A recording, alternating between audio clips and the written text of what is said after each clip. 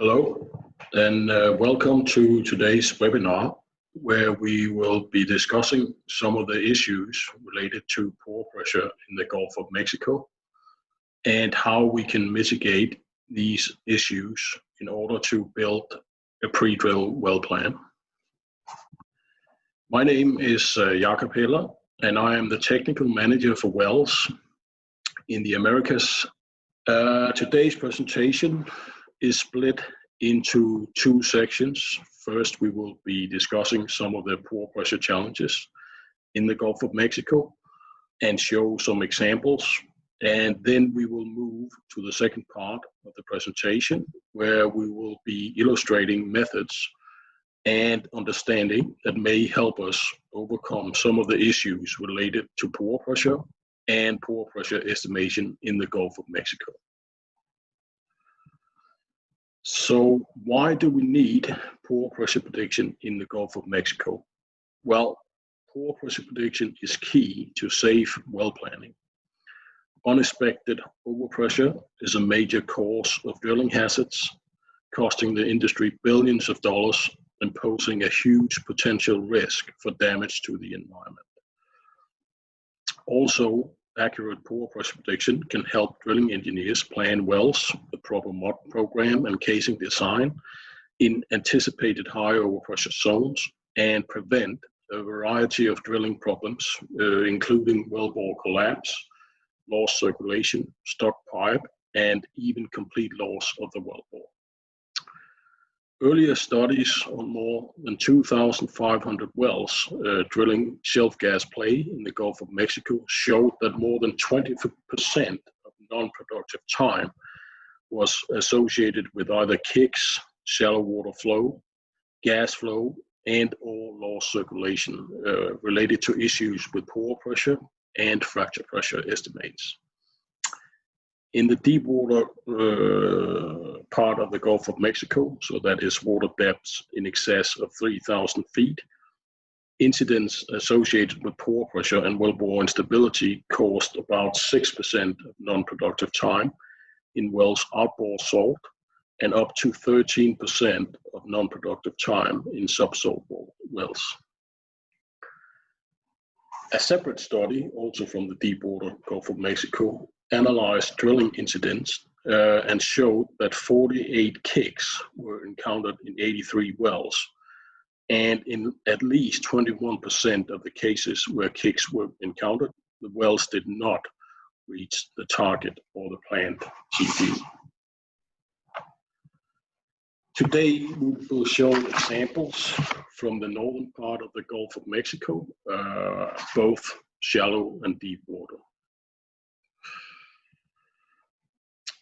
High pressure, high temperature conditions, or just high pressure, depending on the temperature gradient and how deep we drill, possess a significant drilling challenge, both towards equipment, but also in terms of drilling margin and whether we can estimate pore pressure correctly due to temperature-related secondary pressure mechanisms or temperature-related changes to the rock framework.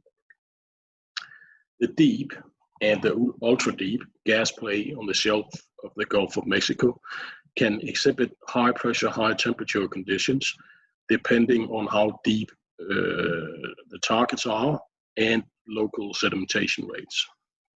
The current definition of high pressure, high temperature condition, according to the US Code of Federal Regulations, is pore pressure greater than 15,000 psi, or a temperature in excess of 350 degrees Fahrenheit, which is about 175 degrees Celsius. This slide here shows an example of how a potential pressure profile for an onshore or shallow water Gulf of Mexico well could look like, with normal pressure in the top section, maybe down to 2,000 to 3,000 meters below mud line, and then with a steep pressure ramp or pressure transition zone, potentially augmented by cementation or diagenesis. Note the potential narrow drilling margin in the high overpressure section below the pressure ramp. Needless to say, accurate pre-drill estimates of pore pressure and fracture pressure is clearly needed for optimal well design. Real-time pore pressure monitoring would also be essential for safe execution of the well and in order to maintain the necessary drilling margin while drilling.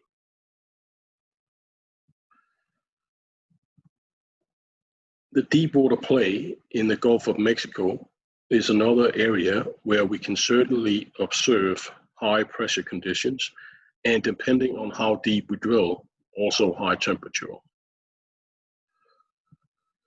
In this slide, we show pressure test data from a series of wells represented by different colors. The examples shown are from shale-dominated deepwater wells, and we can observe that overpressure seems to build up on a roughly overburden parallel gradient, and the top overpressure potentially is quite shallow below the mud line or the seabed. What that means for a well design, we can observe on the next slide. The great water depth combined with shallow top overpressure and a roughly overburdened parallel buildup of overpressure results in a continuous narrow drilling margin as illustrated in this slide here. And accurate pre-drill pore pressure estimates are essential, and so is pore pressure while drilling monitoring. Drilling subsalt targets pose a variety of challenges to drilling. In addition to the issues related to seismic imaging of subsalt sections, another issue or important step when drilling subsalt targets is to build the vertical stress model correctly. When building the vertical stress model, in such cases, multiple layer model needs to be constructed so that we have a layer for the section above the salt, represented by this curve here, and then a layer for the salt section, and then potentially a layer modeling the section below the salt. Note that the density tool often records the density of salt halide in the region of 2.03 grams per cc, although the true density is 2.16 grams per cc, and this needs to be accounted for in the model. Also note, as you can see on the right-hand side of the plot here, that the resultant lithostatic profile is significantly lower than a 1 psi per foot vertical stress profile. The next slide shows an example of the effect of salt on the vertical stress. This example is from the central North Sea, but the principle is the same. Note how wells penetrating salt or drilled beneath a salt overhang show significant lower overburden pressure or vertical stress at the reservoir depth compared to wells drilled outboard salt. If the overpressure magnitude in the reservoir here remains the same, this results in a significantly lower drilling margin, potentially also has an impact on any column height, as the seal capacity will be significantly reduced in the subsalt world. Again, accurate estimate of pore pressure, vertical stress, and fracture pressure is key for safe drilling, but as illustrated here, is also a key part of a de-risking exercise of a potential prospect, and we will talk a bit more about that later in the presentation. As indicated in the previous slide, overpressure can be high coming out of the salt. Here's another example from the Mississippi Canyon in the Gulf of Mexico. The plot is modified from Shaker and Smith, 2002. Note how high the overpressure or pore pressure is coming out of the salt. I think it could probably be argued that there is no fluid pressure in the salt due to the very low permeability, zero permeability in salt. So the indicated pressure ramp is to some extent probably artificial. Nevertheless, in addition to the other drilling issues associated with salt, mobility, and rubble zone, the drilling margin is very narrow, subsalt, and as we've seen above, this is enhanced by the lower overburden and fracture gradient below salt. The following example here shows data from Sanford et al. 2006, and this is from a well drilled in the Green Canyon in the Gulf of Mexico. What can be observed in this case, as opposed to the previous example, is that there is a significant pressure regression in the region of 5,000 psi in the subsalt section. Failing to recognize this pre-drill may lead to wrong well design and also potentially lead to significant losses drilling into the zone of pressure regression. There has been a lot of discussion of the quality of the cement job after the Macondo incident, but there has been much less discussion of the pore pressure and stress conditions at the Macondo well and what impact this may have had on what happened. At the Macondo well, as illustrated in this figure here, a pore pressure regression at the M56 sandstone, as illustrated by this blue curve here, and the associated corresponding decrease in fracture gradient, as illustrated by losses in the track next to the pressure gradient plot here, hindered the drilling ahead of the well due to a lack of sufficient drilling window. And gas was flown into the well from the M50 sand, and losses were taken in the M56 sand, confirming a lower bound of the drilling window of 14.2 pounds per gallon, the pressure in the M57 sand, and an upper bound of the drilling window of 14.3 to 14.4 pounds per gallon, as illustrated by the lower bound of the fracture gradient or the minimum stress. The narrow drilling window impacted the approach used to cement the production casing in place. Cement foamed nitrogen was used to reduce its downhole density, and it was shown that this foam cement mixture was unstable and failed to seal the well. Now the question is then, of course, could this pressure regression have been predicted or anticipated pre-drill? Well, it is now thought that the M56 sand is part of a large connected aquifer with a leak point 3 miles to the southeast of Macondo, and showing or having roughly the same amount of overpressure, 50 psi higher, in the Galapagos development 21 miles to the south, although here the shale pressures above are equal to the reservoir pressure below. So there's no regression in this case, which was the issue at Macondo. Another potential drilling hazard in the Gulf of Mexico is the presence of what is called lateral transfer. In the case of structural relief and down-dip connectivity, there's a potential for transferring of higher overpressure to the crest of a structure and thereby elevating reservoir pressures above surrounding shale pressure. The additional overpressure at the crest of the structure can be quite substantial depending on the relief and down-dip connectivity. The additional overpressure can be estimated by applying the centroid concept presented by Jakob in 1997, where a hydrostatic pressure gradient, as shown here, is extrapolated upwards to the crest of the structure from a central point where shale and sand pressures are assumed in equilibrium. This process is a drilling hazard if not anticipated pre-drill, which it may not be due to lack of porosity anomaly in the shales above, and for the same reason may not be detectable during pore pressure while drilling operations.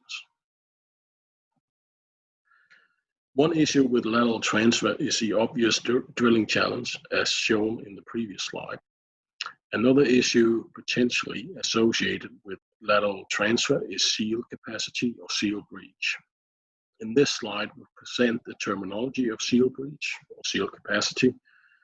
What we are talking about here is hydraulic failure and not membrane failure. In the plot, you can see a minimum stress or fracture pressure profile, that is the orange profile here. And we can see a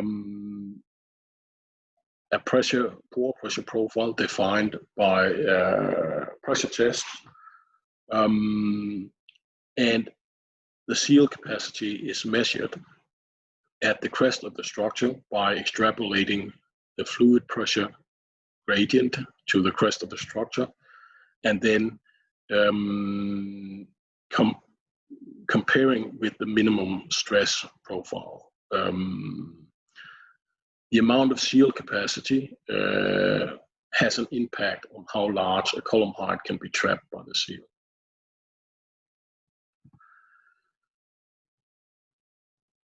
The relevance of seal capacity and seal breach is illustrated by this example from the deepwater Gulf of Mexico. The example here is modified from Selden and Fleming's 2005, and on the left-hand side is shown a structural interpretation with the Popeye prospect here to the left and the genesis to the right. On the right-hand side of the slide is shown a pressure depth plot with pressure data from both prospects. Note how the data fall on the same pressure gradient and that the pressure in genesis is above the fracture gradient, indicating a leaking trap, while the deeper Popeye prospect potentially is protected. This prospect, this Popeye and genesis prospect couplet here highlights the effect of lateral transfer and also the importance of understanding connectivity and pore pressure when de-risking potential prospects. So this was some of the challenges and pore pressure issues that we may face in the Gulf of Mexico. The next section will deal with how we might go about building pore pressure prediction models in the Gulf of Mexico. So the conventional approach used for pore pressure estimation in shales is to establish a normal compaction trend, which is an estimate of how porosity evolved with depth as measured by sonic resistivity or density in the case of normal compaction. When using this methodology, any deviation from the normal compaction trend, as shown here, to a higher than expected porosity indicate presence of overpressure, assuming more or less constant lithology. In other words, this methodology using Eaton or, for instance, equivalent depth method as pore pressure transform requires a predictable relationship between effective stress and porosity. Unfortunately, things are not always as simple as shown in the previous slide. Therefore, a key part of a pore pressure study should be, actually it has to be, to attempt to understand what mechanisms the shale mud rocks in the study area are affected by. A way to do that is by cross-plotting shale velocities against shale densities, and then use the diagram shown here, or similar diagram, to recognize trends of the plotted data. The diagram shown here is from Swarbrick 2012 and is modified by a study by Jamal Hosni in 2004. If data plot along trend A, shown in the diagram here, it is indicated that shale mud rocks are affected by either normal compaction or descriptive compaction. If the data plot along trend B, that is a drop in velocity with more or less constant density, Elastic unloading due to fluid expansion is indicated. An increase in density associated with a drop in velocity, as seen in trend C, may be related to smectite illite transformation, could be other clay mineral transformation, and this may also be termed framework weakening, while increasing density and a sudden increase in velocity may be related to quartz cementation or other diagenesis and associated with very low porosities. The key message is that conventional methodology, as shown in our previous slide, using a simple single layer normal compaction trend model, cannot be used for pore pressure prediction unless data follows trend A, as shown in this diagram. The main overpressure mechanism in the Gulf of Mexico is generally thought to be dysprosium compaction, although overpressure due to smectite illite transformation and or gas generation may be present at elevated temperatures. This slide here shows an example from the Gulf of Mexico, Eugene Island.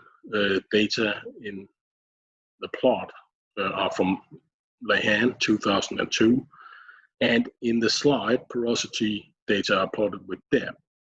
Also in the plot is shown 3 compaction trends: a smectite model, a transitional model, and an illite model.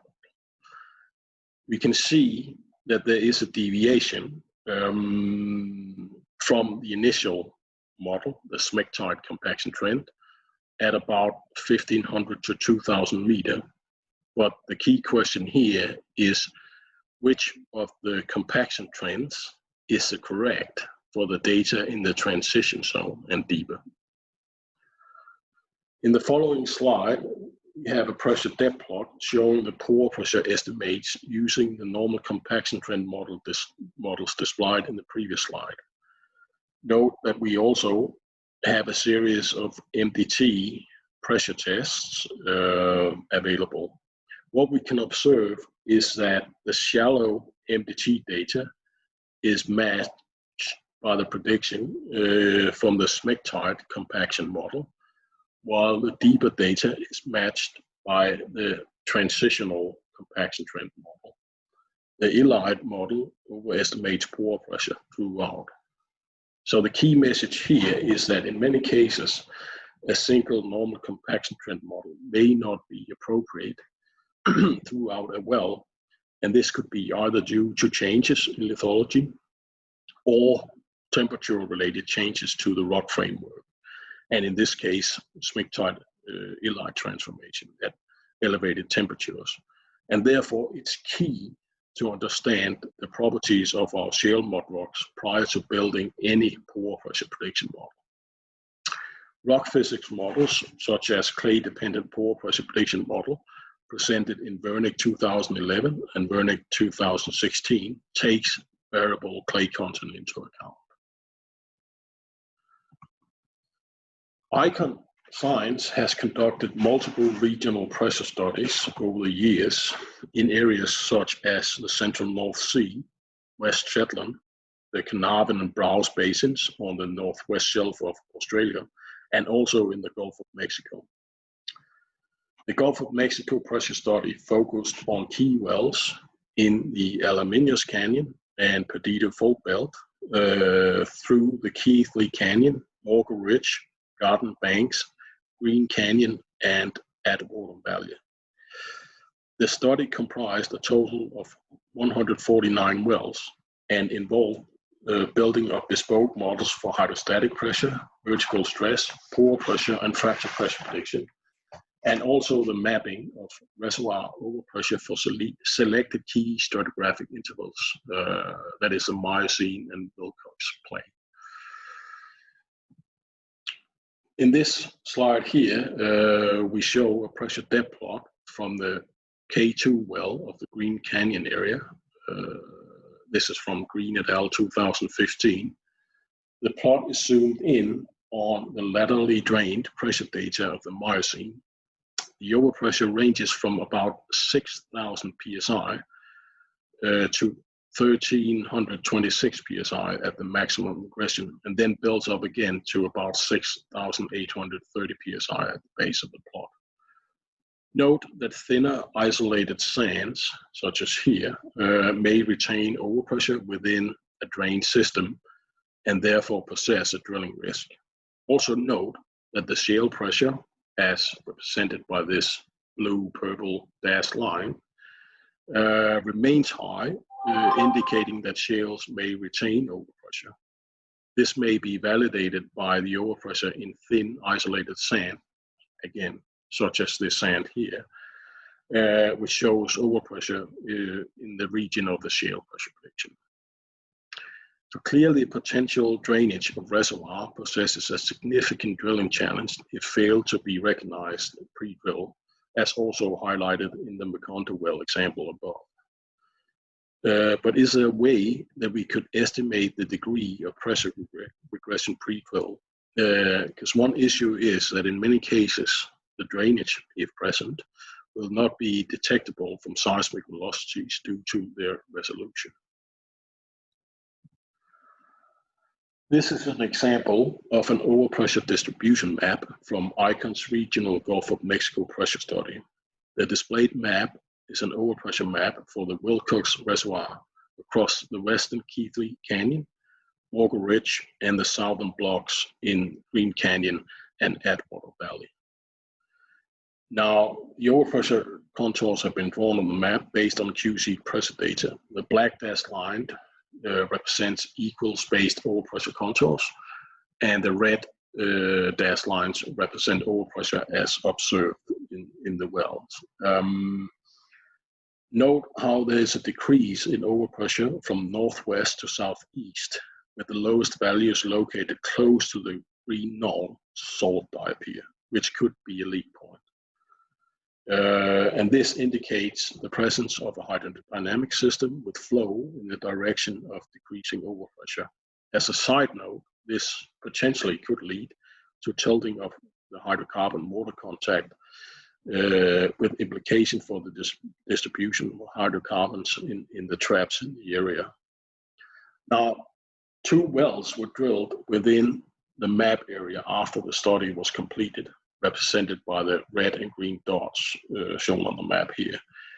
If we look at the map, we should expect reservoir overpressure to be close to 9,000 psi at the green dot location here, and perhaps in the region of 7,400 to 7,500 psi at the red dot location.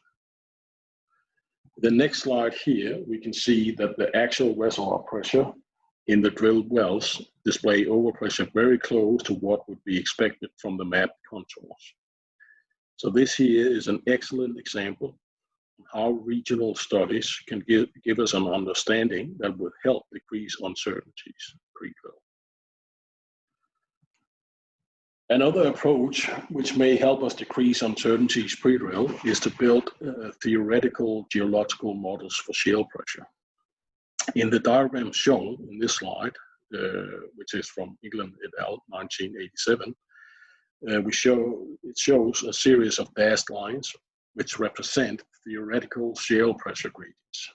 The gradients represent pore pressure building up on roughly overburden parallel gradients below what is called the fluid retention depth. The fluid retention depth is a depth where the shales cannot dewater effectively any longer due to low porosity or permeability. As a result, additional overburden stress below the fluid retention depth is transferred to the fluid phase of the rock, and pore pressure / overpressure builds up with roughly constant effective stress. Note how the fluid retention depth is controlled by loading or sedimentation rates and clay content. In other words, if we have the means to estimate the fluid retention depth, we have a way to estimate the theoretical maximum on-drain shale pressure due to disclavian compaction. The next slide is an example from Southeast Asia and published in Swarbrick 2012, where pore pressure was estimated pre-drill from seismic velocities. That is the dashed line shown here. This was not done by ICON, while the green profile here is the actual pore pressure profile as measured in the well by MDT tests.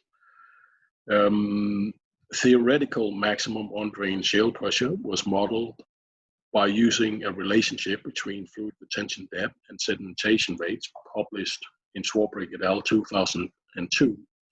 And note how the pore pressure in the shale-dominated pro-delta shale section, that is the red section here, built up towards the fluid retention depth profile.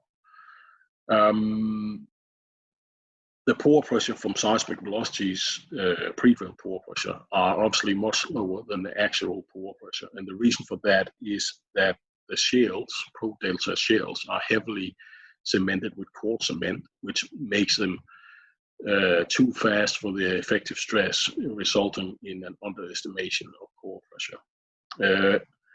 It is important to emphasize here that although the pore pressure in the pro-delta shales build up towards the fluid retention depth profile, that all what the fluid retention depth profile represents is theoretical maximum on-drain shale pressure, and therefore it does not represent the pore pressure profile throughout the well.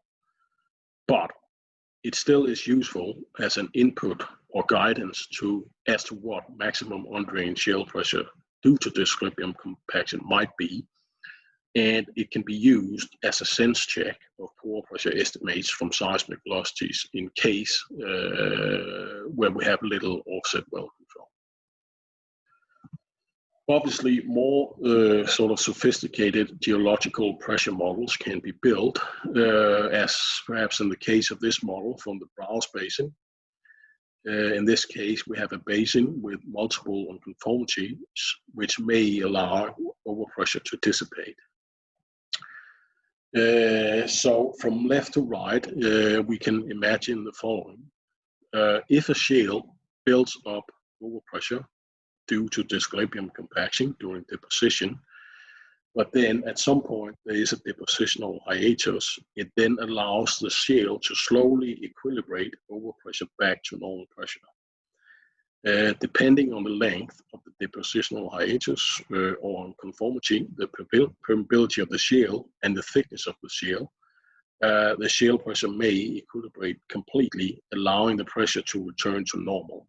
So that's illustrated by diagrams 1 to 3 from the left. Now the shale pressure is normally pressured and it has a hydrostatic parallel profile. The shale has a very low permeability due to the compaction, and if deposition were to recommence, the shale would not be able to compact any further. Hence, when the shale is deposited on top of, the pressure of the fluid will become overpressured immediately again. The overpressure is no longer building on an overburden parallel trend, but builds out at a constant value of overpressure, as represented by diagrams 4 to 5 from the left.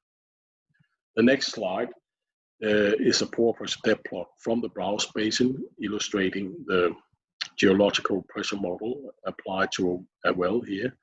And note how the fluid retention depth profile, the red profile here, captures shale and their pressures, which have undergone primary discrepium compaction, while the post-unconformity loading model, the blue profile here, drawn from where the top of the unconformity intersects the overburden pressure profile, captures the shale pressure which have undergone secondary discrepium compaction.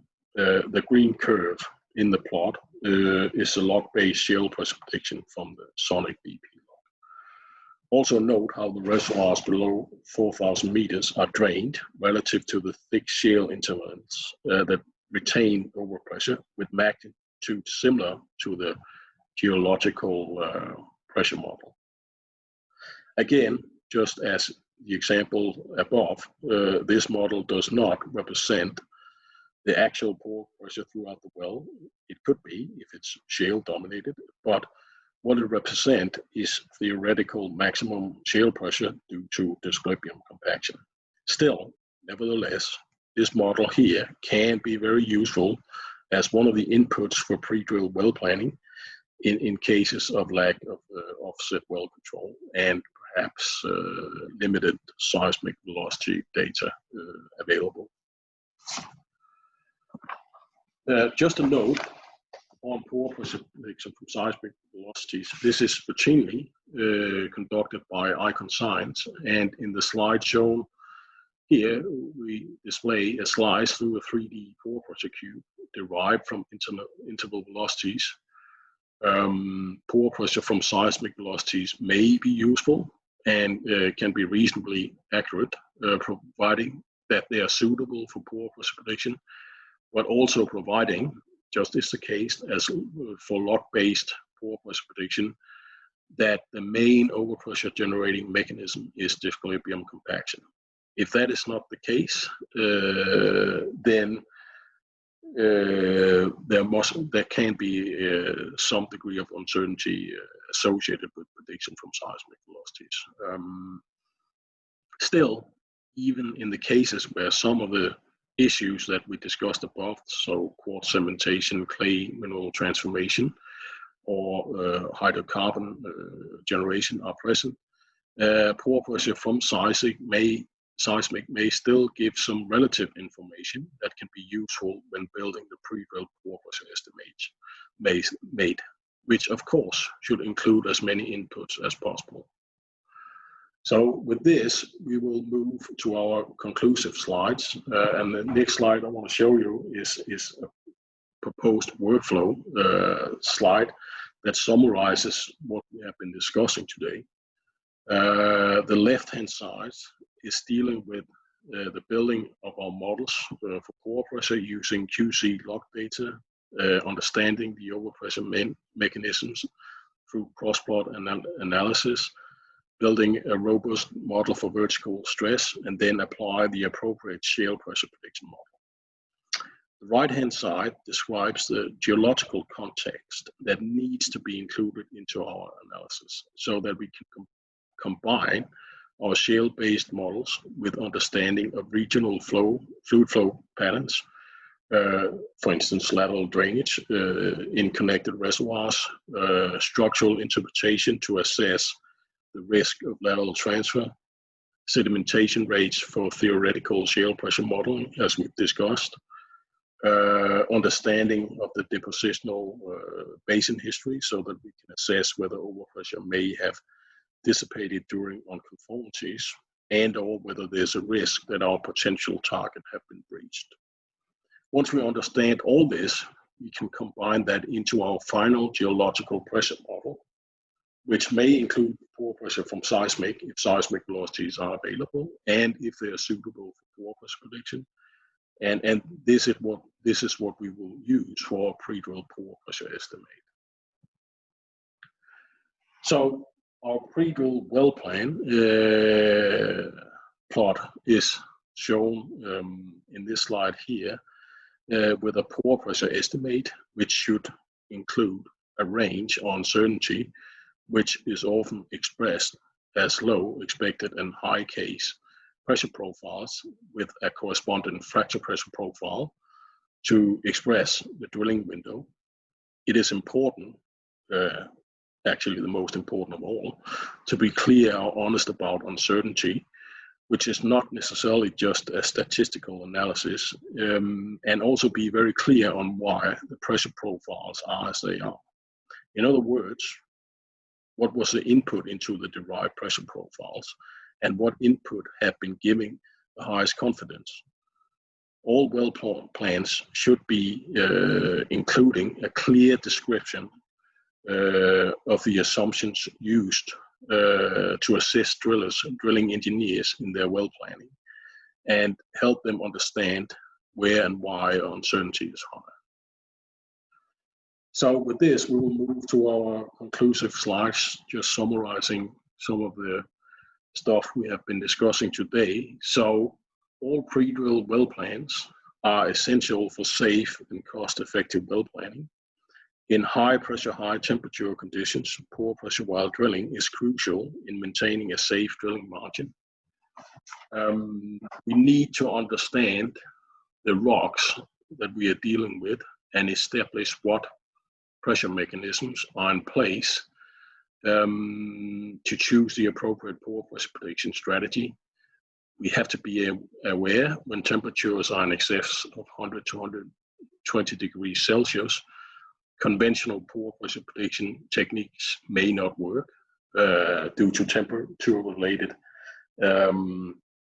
changes in our framework. Also important, the regional may inform the local through the development of bespoke models for pore pressure prediction, the mapping of pressure compartments, and all laterally connected hydrodynamic reservoirs.